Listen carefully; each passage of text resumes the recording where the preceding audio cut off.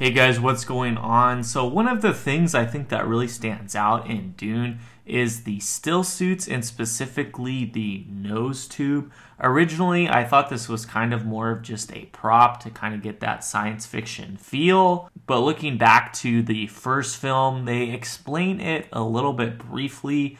But just diving into the lore, I think it has a really interesting purpose. So basically, from a general standpoint, what the nose ring does is it's part of the still suits, which are providing a way for the fremen to preserve their water. Since the environment is so harsh, it's about 158 degrees Fahrenheit or 70 degrees Celsius in Arrakis.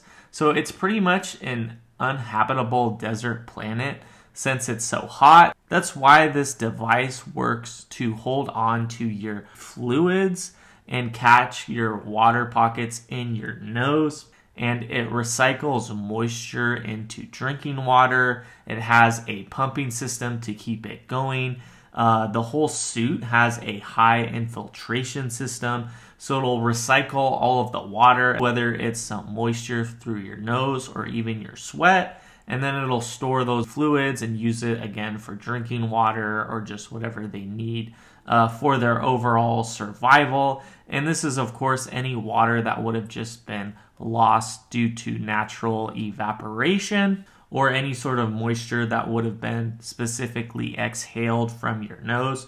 And this really is consistent with the Fremen and their standards because they really put such an emphasis on protecting their water. They don't want to waste any of it. That's why you have scenes such as them not really wanting to cry because it's seen as a waste of water. And then even going along with the nose ring, I think it's really neat. The whole suit has evaporative cooling, which is basically just an extra sweat layer that the suit provides on your skin.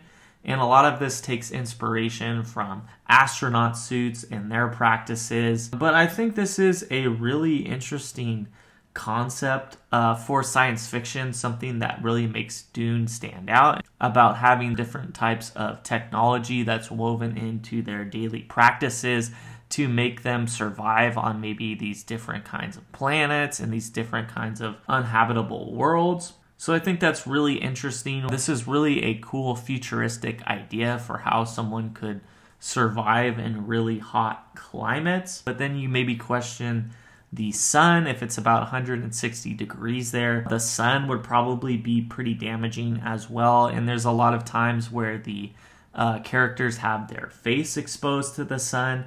I think this is a little bit more just for the Hollywood effect.